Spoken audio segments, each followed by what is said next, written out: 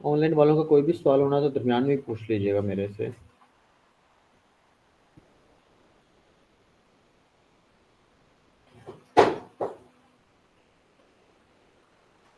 पहले एमसीक्यूज लिखें जी। China founded China founded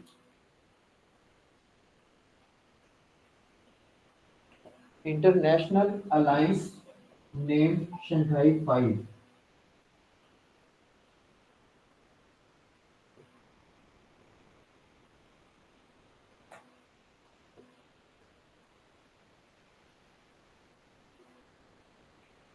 China founded international alliance named Shanghai Five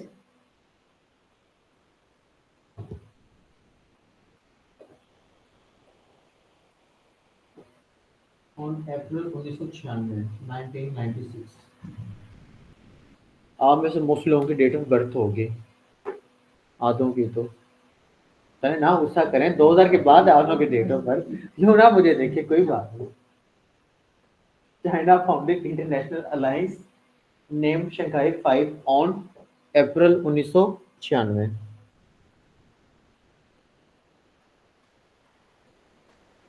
member states are, Shanghai 5 की member states कौन सी हैं? Member states are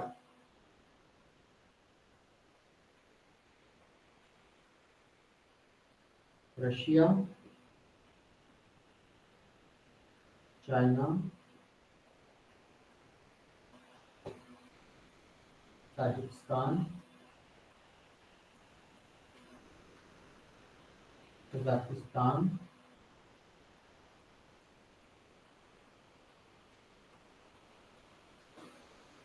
Kyrgyzstan.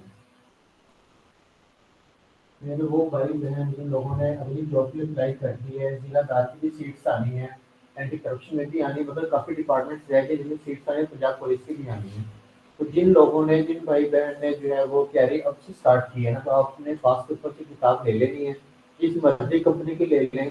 आपने पास पेपर पढ़ने 2024 के पहले, फिर 23 के, फिर 22 के, फिर 21 के, और लास्ट में 2020 के, ताकि आपको पता चलता रहे पेपर में किस तरीके से जो है वो सवाल आना है और कौन कौन से टॉपिक्स को पूछा जाता है। और उसका एक और फ़ायदा भी ये होगा कि आपको और ज़्यादा नॉलेज भी आगे बढ़ता जाएगा। तो नई किताब पे खर्चा लाजमी होगा, ले लीजिए। शंघाई 5 की मेंबर कंट्रीज हैं जी, ये 5: रशिया, चाइना, ताजिकिस्तान, कजाकिस्तान और किर्गिस्तान। जो नए बच्चे आए हैं उन लोगों को कजाकिस्तान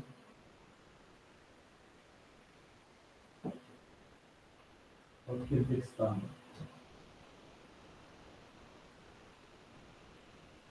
इस तरह से फ़र्क है उर्दू में। Done. Shanghai 5 specially focus on Shanghai 5 specially focused on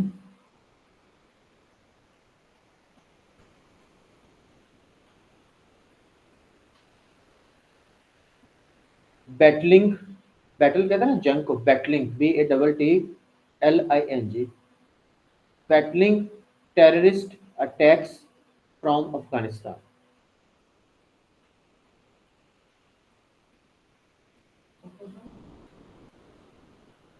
from battling terrorist attacks coming from Afghanistan।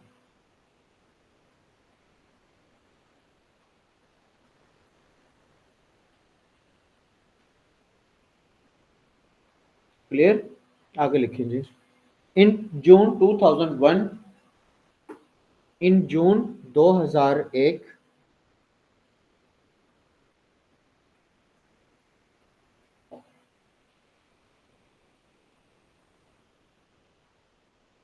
Central Asian Central Asian state named Uzbekistan।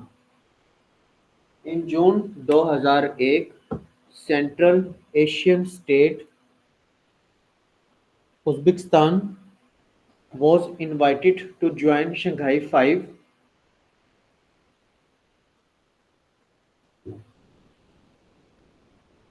was invited to join the group of Shanghai 5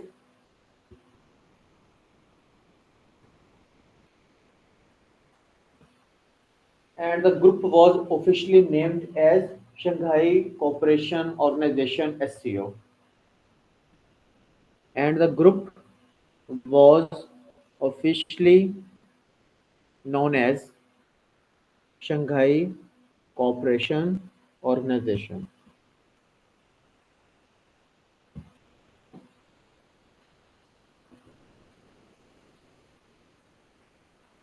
clear है? Shanghai 5 के पूछे तो ये 5 countries ने जून 2001 में Uzbekistan ने join किया, तो ओवरऑल इसको क्या कहते हैं इस पूरे ग्रुप को? Shanghai cooperation organisation.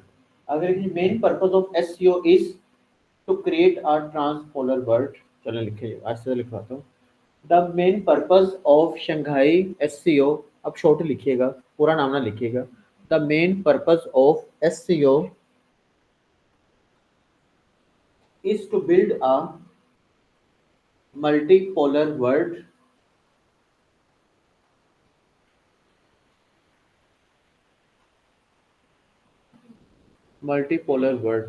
जिसमें इन शॉर्ट सोशली और इकोनॉमिकली एक दूसरे की मदद की जाए। तो ब्रैकेट में लिखना है ना, इकोनॉमिक एंड सोशल हेल्प, और ज़्यादा इजी हो जाएगा। Economic and social help and resolving border issues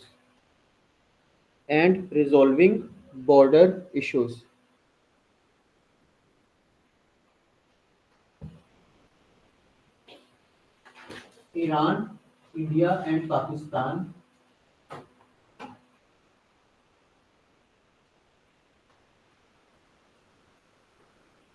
gained observer status in 2005. Iran, India and Pakistan gained observer status in SCO in 2005.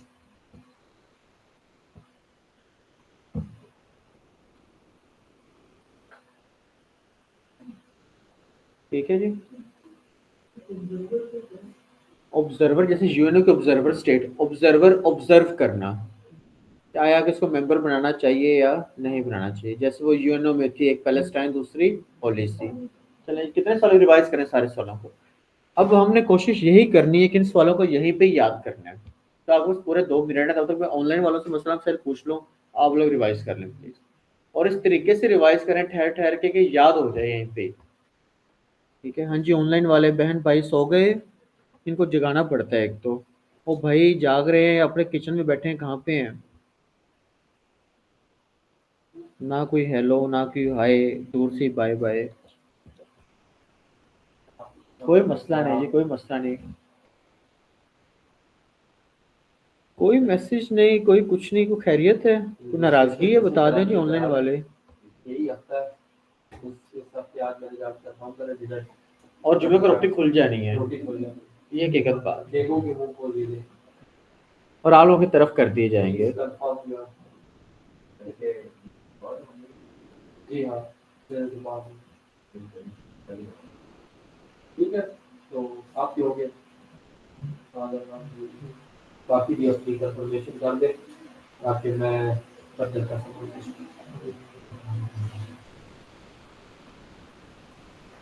Abdul Hanan साहब, आपके पैसे हैं, मैं आपको याद करूं? मैं सिर्फ पैसे ही याद करता हूँ सारा दिन, मेरे दिमाग में पैसे ही चल रहा होता है। रोकड़ा, मनी भाई, a lot of names. Revise कर लें, शाबाश, रिवाइज करें रिवाइज। हनान भाई आप लोग याद ही रहते हैं मुझे, बस हफ्ता इतवार निकाल के। वो तो वैसे मैं आप लोगों को खुश करने के लिए कहता हूँ, मनी इज एवरीथिंग, पैसे ही हर चीज़ नहीं होती। आपके पास बेशुमार नेमतें हैं, वो भी आपकी दौलत है। आपके पास सेहत है, वो भी आपकी दौलत है। आपके पास फैमिली है, वो भी आपकी दौलत है। आपके पास फ्रेंड्स हैं, वो भी आपकी दौलत है। आप सांस ले रहे हैं, वो भी आपकी दौलत है। हर वो चीज़ जिससे आपको फ़ायदा पहुंच रहा है, वो आपकी दौलत में शुमार की जाती है।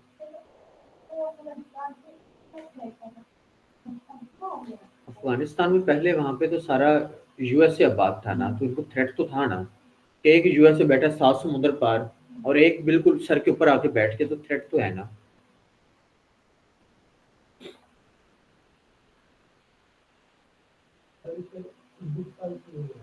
आगे आएंगे, अभी तो सवाल शुरू हुए हैं, अभी तो मैंने स्टार्ट करवाया है। 1966 से। अभी हम 2024 तक आएंगे, फिर सारी और मेंबर कंट्रीज भी बनेंगी, पाकिस्तान भी मेंबर बन गया अब तो। इसलिए कह रहा हूँ कि यहाँ तक तो रिवाइज करें, फिर आगे लेके चलता हूँ बात।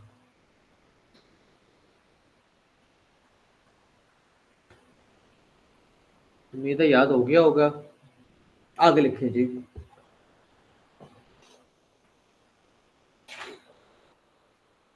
Pakistan and India, Pakistan, India and Iran, तीनों कंट्रीज लिखें। Pakistan, India and Iran attended SCO summit. Summit हम दोबारा से लफ्ज लिख रहे हैं। समिट से कहते हैं सालाना इजलास। Attended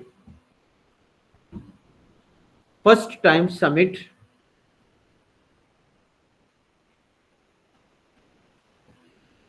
as an observer state in July 5, 2005। मतलब ये है पाकिस्तान ने, इंडिया ने और ईरान ने ऑब्जर्वर स्टेटस के तौर पर सबसे पहले SCO की किस समिट को ज्वाइन किया था, जो हुई थी जुलाई 5, 2005 में। ये हुई थी, फिफ्थ समिट थी। This summit was fifth in number. Astana कहाँ का कैपिटल है? कजाकिस्तान। लेकिन नहीं, उस पर भी हमने ड्रिल में किया था। अभी पास पेपर्स जो लेटेस्ट आंसर आ रहा है ना, वो यही है। नूर सुल्तान, उन्होंने वो जो है ना नाम उनका जो वहां पे रहा था गवर्नमेंट ऑफिशियल, उसको जो है ना इज्जत के तौर पे दिया गया था, लेकिन वो वापस उन्होंने वही आस्ताना ही कर दी। हाँ जी, इसलिए मैंने जब वो जीके करवाया था, मैंने दोनों नाम ही करवा दिए थे स्लैश डाल के। तो फिफ्थ समिट जो हुई थी, कब हुई थी? जुलाई 5, 2005 में। कहाँ पे हुई थी? Astana, Kazakhstan.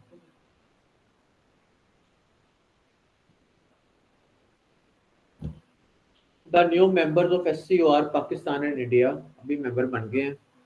The new member of SCO are Pakistan and India.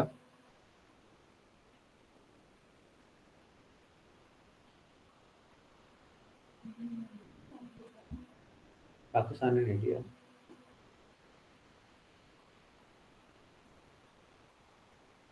Done.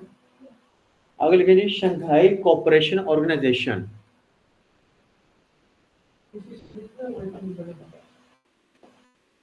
इसका एक्चुअल डेट है 15 जून 2001, जो पेपर में आती है। SCO, ये वाला SCO Shanghai cooperation organisation, actual date अब आएगी 15 जून 2001।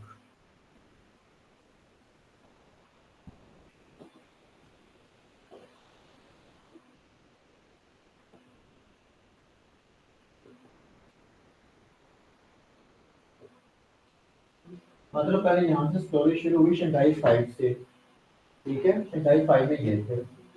फिर पाकिस्तान से कहानी शुरू हुई।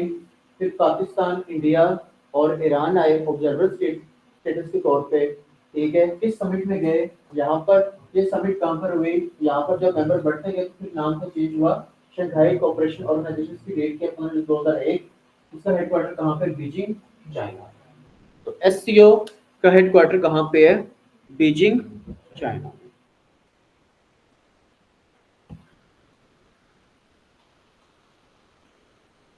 Total members of SCR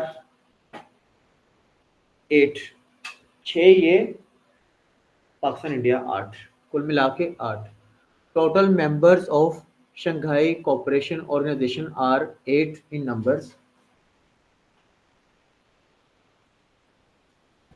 observer status भी हैं और वो 4 हैं। 8 मेंबर हो गए, ऑब्जर्वर स्टेट्स कितनी है? 4। Official language, official language of SCO Chinese और रशियन।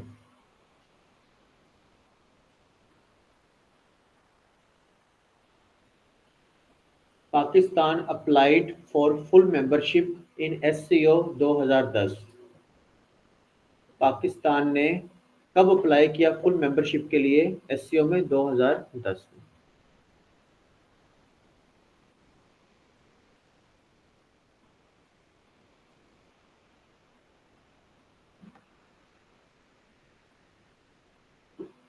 SCO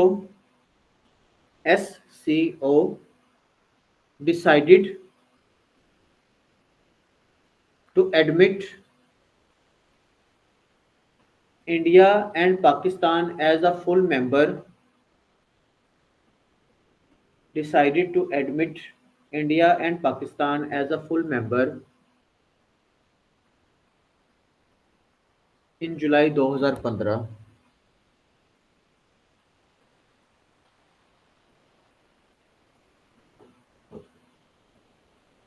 आगे लिख रहे हैं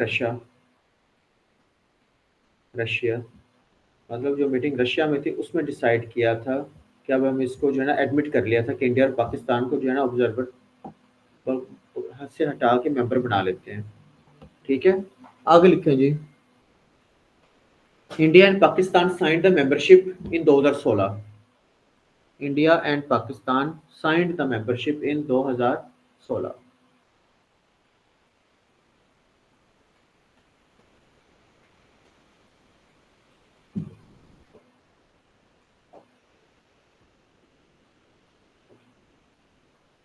SCO established their relations with the UNO in 2004। SCO established its relations with the UNO in 2004। ताल्लुकात 2004 में बनाए यूएनओ से।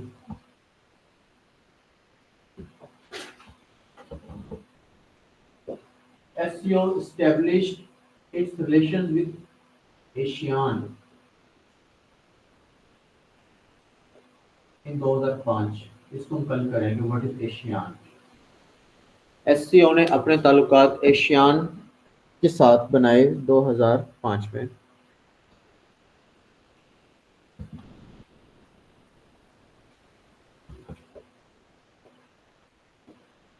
रिलेशंस विद ECO 2007 में। ECO पढ़ चुके हैं। SCO built its relations with ECO in 2007।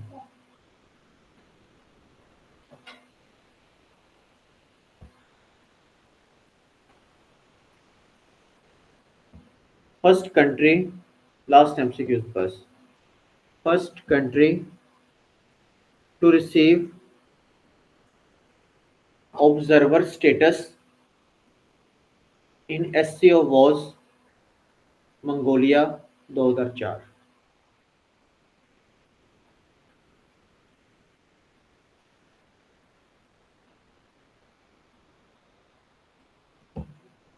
Mongolia 2004। ठीक है, बाकी सवाल बड़े हैं, याद मुश्किल ही होते हैं इतने। अगर आप 3 छोड़ भी देंगे तो काम चल जाएगा, फिर भी कर ही लें, कोई बात नहीं। कितने MCQs हो गए हैं?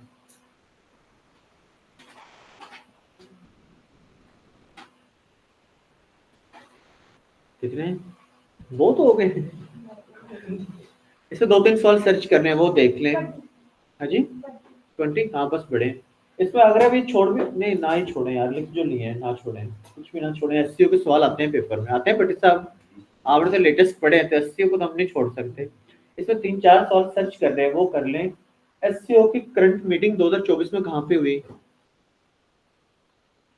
SCO summit 2024 was held in which country? Question mark.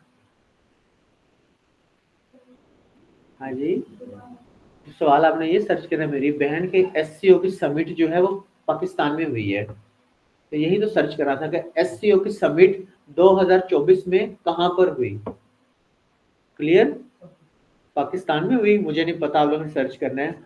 दूसरा, SCO की समिट हुई है तो पाकिस्तान में किस शहर में हुई? ननकाना साहब में हुई है, सरगोदा में हुई है, इस्लामाबाद में हुई है, आपने सर्च करना है। ठीक है, 2 सवाल। दूसरा आपने सर्च करना है SCO समिट में कौन कौन से रिप्रेजेंटेटिव पाकिस्तान में आए? किसी कंट्री का सदर आया या फॉरेन मिनिस्टर आया, तो कौन कौन पाकिस्तान में तशरीफ लाए और डेट कौन सी है? हाँ जी, मतलब 2024 की समिट कहाँ पे हुई? इस्लामाबाद में। आपने इसके बारे में सारा ओवरव्यू लेना है कि किस किस कंट्री का कौन कौन सा रिप्रेजेंटेटिव आया। कहीं का कोई सदर आया होगा, तो कहीं का कोई फॉरेन मिनिस्टर आया होगा, तो आपने वो एक दफा लाजमी इसके अंदर ऐड करना है। और अगला आपने सवाल देखना है, 2025 की समिट होगी तो कहाँ पर होगी? 2024 की समिट को इंडिया की तरफ से आया है? आया तो होगा ना कोई, तो वो भी आपने सवाल देखना होता है। ये आपका करंट अफेयर में ऐड हो जाएगा। 2 मिनट में रिवाइज कर लें। ये सिर्फ आप गूगल पे जाएंगे ना, तो सिर्फ 5 मिनट का काम है। पूरी लिस्ट आगे सामने आ जाएगी, फलां कंट्री, फलां रिप्रेजेंटेटिव नेम फलां पाकिस्तान में रहा एससीओ समिट को अटेंड करने के लिए। तो ये सवाल आपके इंटरनेशनल ऑर्गेनाइजेशन तो बनेगी बनेगी, आपका करंट अफेयर भी बनेगा।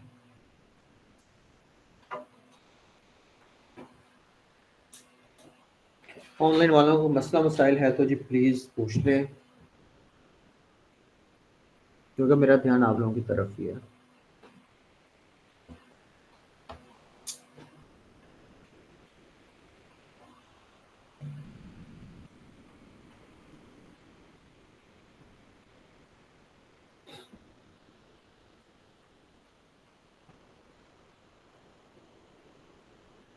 मैंने अपनी क्लास आप लोगों के साथ एंड में इसीलिए करवाई है कि मैं आराम से सुकून से जो है ना, तो 10-15 मिनट आगे भी ले लो तो मसला नहीं है।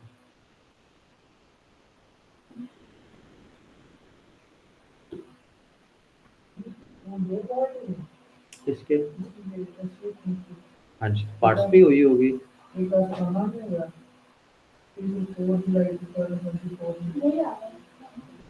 गूगल की जान छोड़ दें ना, आप पाकिस्तान के किसी अच्छे ऑफिशियल पेज पे चले जाएं। विकिपीडिया को छोड़ दें, आप पाकिस्तान के ऑफिशियल पेज पे आए ना, पाकिस्तान के एम्बेसी वाले पेज पे आ जाएं, वहां पे आ जाएं, वहां पे आपको एग्जैक्ट बता देगा।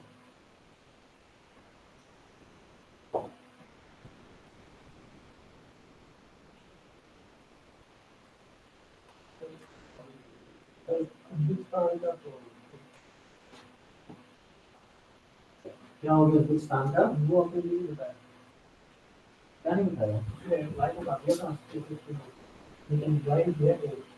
वो मिला के उज्बेकिस्तान 8 बने ना, तो जब वो मेंबर बना तभी तो शंघाई बना। तो 5 वो, छठा उज्बेकिस्तान और 2 पाकिस्तान और इंडिया। ईरान अभी नहीं बना। इंटरपोल नाम तो सुना होगा मूवीज में।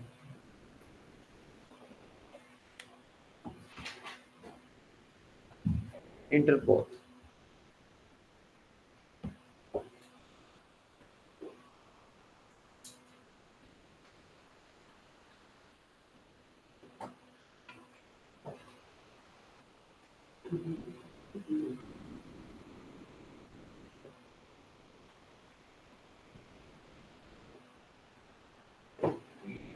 What is Interpol? इंटरनेशनल, आपने इंटरनेशनल पूरा लिखना, कंजूसी नहीं करनी। International criminal police organisation, known as Interpol. International Criminal Police Organization. Police stands for, कभी सोचा है? Police stands for protection of life in case of emergency, या कुछ और था? मुझे तो नहीं पता, आप लोगों ने सर्च करना है पुलिस के एब्रिविएशन क्या है। खैर वापस आते हैं जी। इंटरनेशनल क्रिमिनल पुलिस ऑर्गेनाइजेशन को कहा जाता है इंटरपोल। 194 कंट्रीज, 193 तो यूएनओ के मेंबर हैं, तो फिर 194 कौन सा होगा?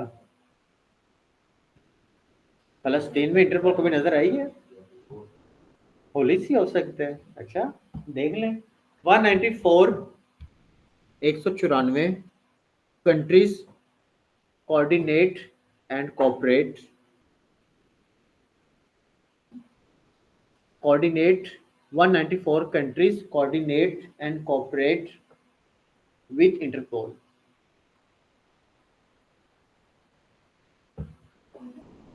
Coordinate and cooperate with Interpol.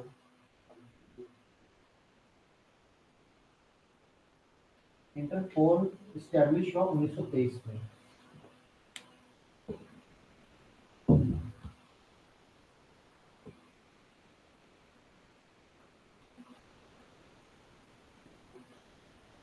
Total member countries 194। Total member countries 194 पहले लिखा होगा। फाउंडेड कहाँ पे हुआ था इंटरपोल? 1923 में हुआ था ऑस्ट्रिया। ऑस्ट्रिया कहाँ पे है? हंगरी में? नहीं, हंगरी के साथ उसके ईस्ट में गूगल पे कर लेते हैं, सही टेंशन ना ले। ऑस्ट्रिया का कैपिटल है वियना।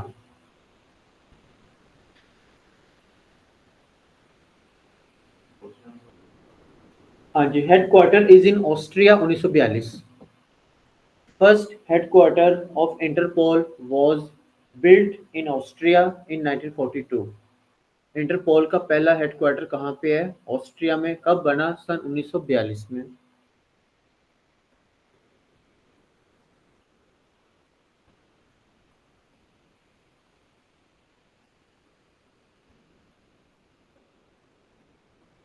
बैतालीस से 45 तक हेडक्वार्टर कहाँ पे बना? बर्लिन, जर्मनी में।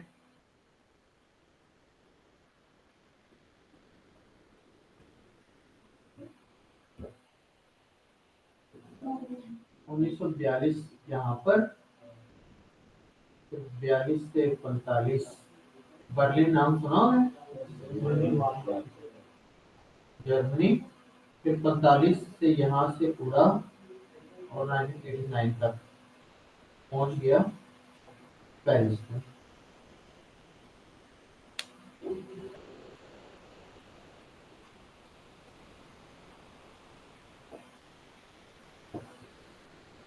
करंट आ जाए तो आपने याद रखना है France.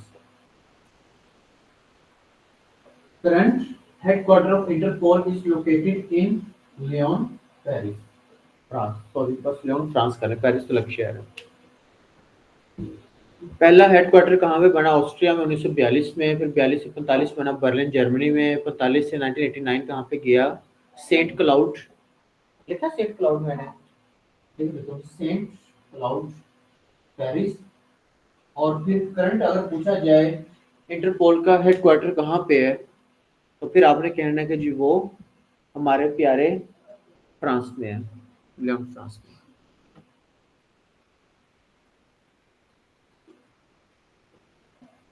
Interpole operates in 4 languages. अगर आप वहाँ पे रेस्ट हो गए हैं तो 4 ज़बानों में अपनी सफाई पेश कर सकते हैं पुलिस वालों को।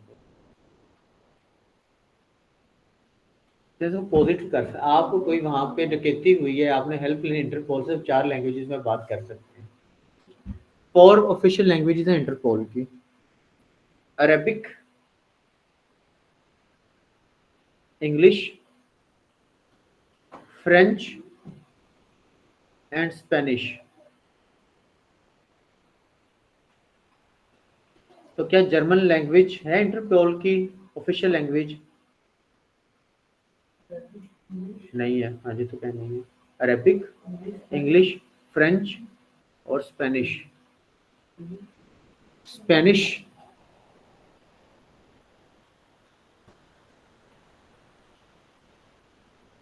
और जो स्लाडो वो वाला स्पेनिश। चलें जी, रिवाइज कर लें, काफी इतने सवाल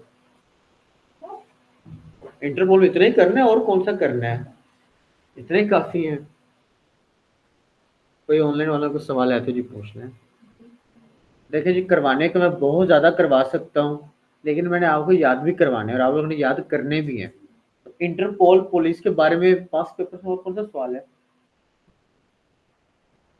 बस यही है। लंदन की पुलिस को क्या कहते हैं? London metropolitan police.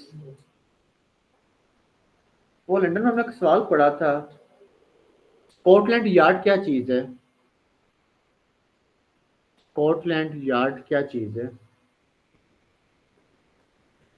आप लोगों ने कितने लोग ऐसे हैं जिन लोगों ने जीरो से जियोग्राफी स्टार्ट नहीं की थी? वर्ल्ड मैप जीरो से, अर्थ फॉर्मेशन, स्ट्रक्चर, जियोसेंट्रिज्म, हीलियोसेंट्रिज्म, अर्थ की लेयर्स, फिर वहां से हम आए थे सारे latitude, longitude, equator, prime meridian, वो सारा नहीं किया हुआ।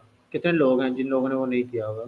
आपने भी नहीं किया, आपसे ज्यादा ने नहीं किया, आप दोनों ने किया हुआ है। आता है? नहीं आता? याद ही करें यार। सिर्फ अच्छा ऑनलाइन में मी ये कौन सा मी है? ये मी वाले बताइए, इन्होंने किया है कि नहीं किया मेरे साथ? अच्छा, आंसर भी बेचारे एमसीक्यूज पढ़ पढ़ के छोड़ देते हैं। नहीं किया? अच्छा ठीक है जी, नहीं किया तो ठीक, कर लेंगे, ये भी कर लेंगे। फिलहाल ये रिवाइज करें इंटरपोल वाला।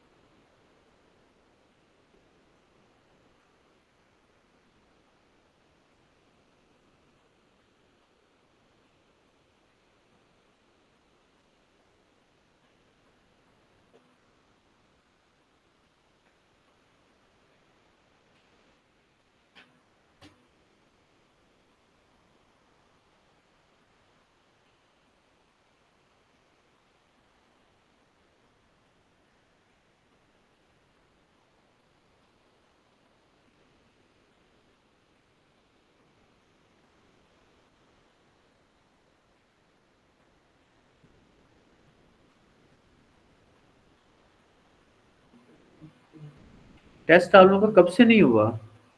कोई भी नहीं हुआ? ये कैसे हो सकता है?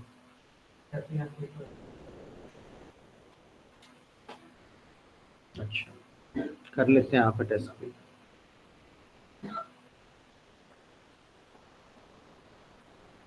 यूनो याद है सारा?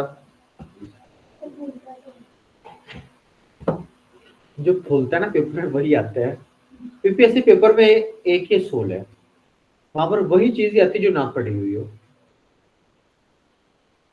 लिहाजा ढेर सारा पढ़े, कुछ भी ना छोड़ के जाए।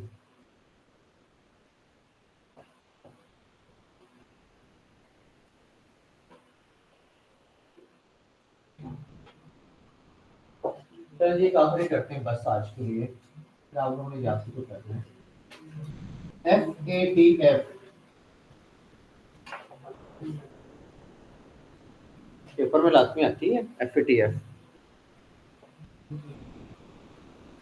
चलें जी, अब इधर ध्यान देते हैं। FATF, financial action task force.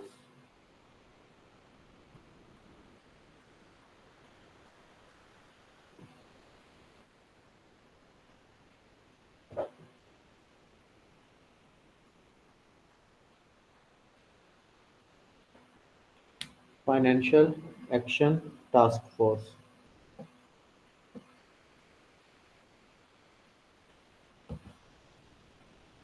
किससे रिलेटेड है? Money laundering.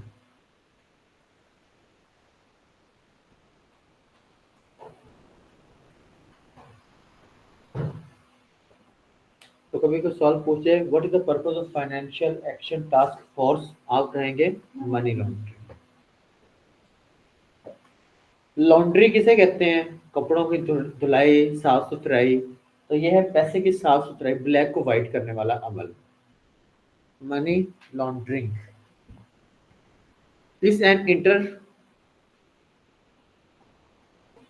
is an intergovernmental organization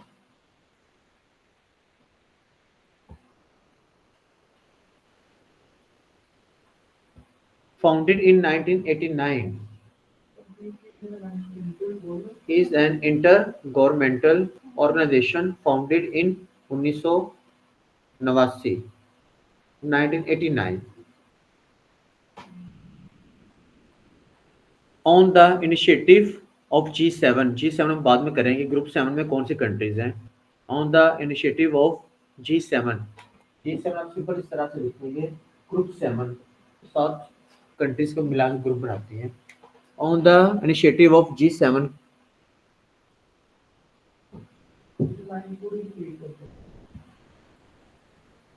FATF Financial Action Task Force related to money laundering is an intergovernmental organization established in 1989 by G7. G7 क्या ग्रुप 7 सात मुल्कों का group है. Purpose to with the purpose to combat money laundering. Combat games होती है ना combat वाली मुकाबला करना मनी लॉन्ड्रिंग. ये आप सिंपल लिख लें with purpose to control money laundering बस.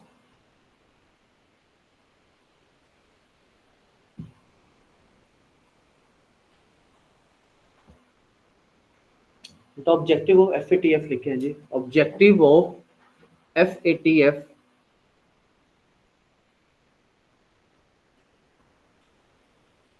are to control money laundering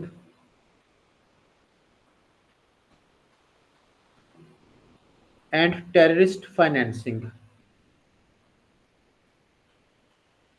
पैसे को ब्लैक होने से बचाया जाए और दूसरा जो पैसा टेररिस्ट या इस तरह के गलत कामों में या मंशियात में या इस तरह की चीज़ों में हथियारों में जो है ना इन्वेस्ट ना करवाया जाए. ये FATF का मेन पर्पस है. टेररिस्ट फाइनेंस जो है ना टेररिस्ट लिख के आगे आप लिख लें सिंपल फाइनेंसिंग फुल स्टॉप लगा दें बस. इसको और हमने लंबा क्या खींचना. हेडक्वार्टर है इसका जी हमारे प्यारे पेरिस में. FATF का हेडक्वार्टर है पेरिस में. FATF has 39 members. Financial Action Task Force, which was established in 1989. Total number of members 39.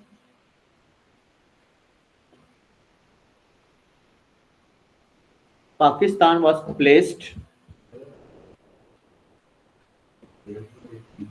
वो दो रिप्रेजेंटेटिव वो अलग करवाऊंगा, वो इसके बाद करवाऊंगा. पहले लिखें पाकिस्तान was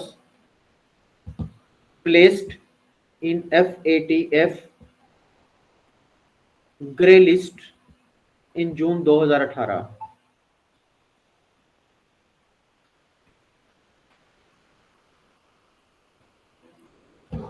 आगे लिखें जी पाकिस्तान ग्रे लिस्ट में है या नहीं है.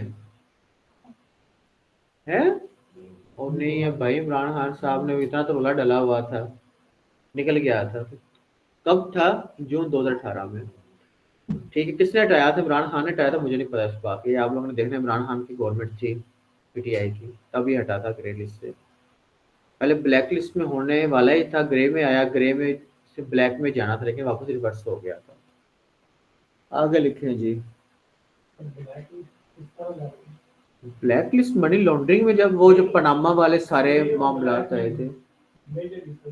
एक तो है नॉर्मल, एक जब आप आ जाते हैं इस पे तब आप ग्रे पे पॉइंट पे खड़े हैं, तो इसके बाद आपने आगे कहाँ पे जाना है? ब्लैक में जाना है, फिर आप ब्लैक हो जाएंगे सारे.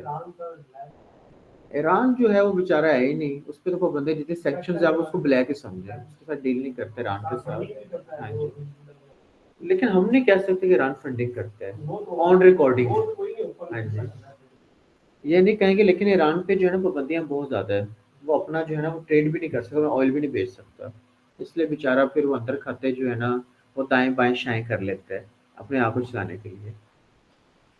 तो दाएं बाएं शाएं के लिए आप समझदार लोग हैं, समझ सकते हैं. हाँ जी.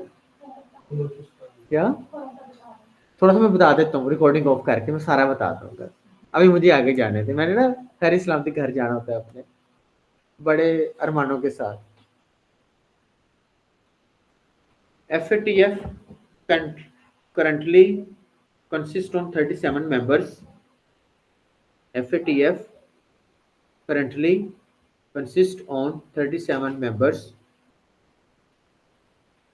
Jurisdictions 37 members jurisdiction and 2 regional organizations.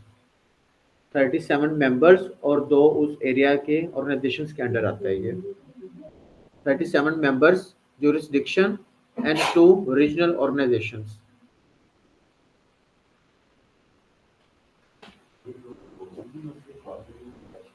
नहीं 37 है और बाद में 2 वो बनते हैं। आपने करंट सवाल सर्च करना, वो था करंट प्रेसिडेंट ऑफ एफएटीएफ, या करंट अफेयर में सवाल आएगा, who is the current president of FATF.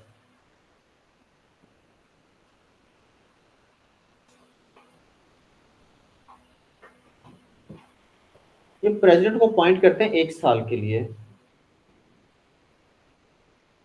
2 सवाल चलिए सर्च कर लीजिए। एक आपने सर्च करना है करंट 2024 में 2024-25 में टोटल एफएटीएफ में कितने मेंबर्स हैं, और दूसरा who is the current president. President हमेशा आता है 1 साल के लिए।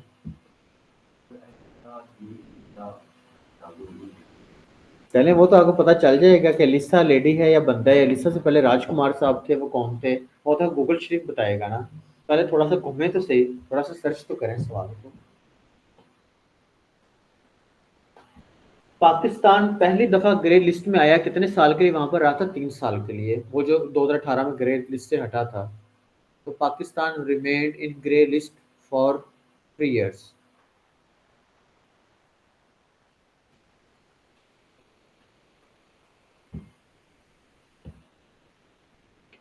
ग्रे लिस्ट के बारे में भी लिख लें। The grey list of FATF includes countries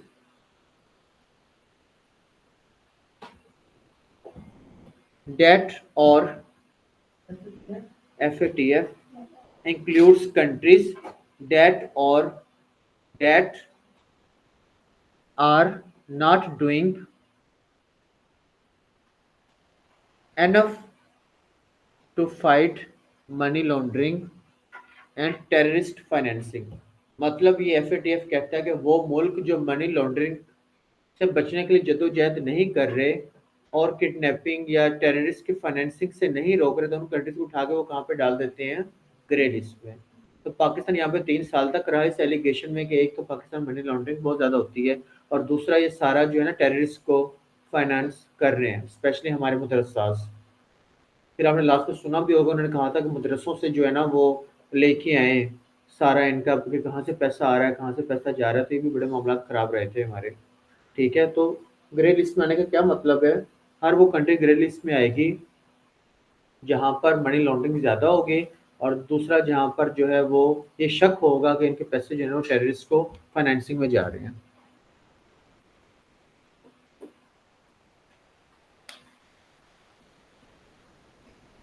China, Saudi Arabia and तुर्की। जी, अब आपकी तुर्की की स्पेलिंग लिखनी TURKIYE, तो उसमें इंग्लिश में कहेंगे तुर्की जी। Opposed the inclusion of Pakistan in grey list.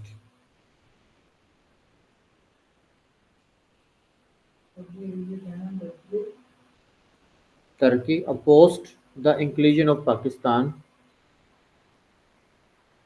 Inclusion का मतलब होता है शामिल करना, इंक्लूड से लफ्ज निकला है। तो ये 3 मुल्क जो थे, जो है पाकिस्तान को ग्रे लिस्ट में शामिल किया गया, तो उस फैसले के खिलाफ थे कि गलत किया पाकिस्तान के साथ। ऑनलाइन है जी, 2-4 बच्चे। ठीक है, जबकि कौन पाकिस्तान को ब्लैक लिस्ट की तरफ धकेलना चाहता था, हमारा प्यारा इंडिया। लिख लें जी, India tried to black list Pakistan.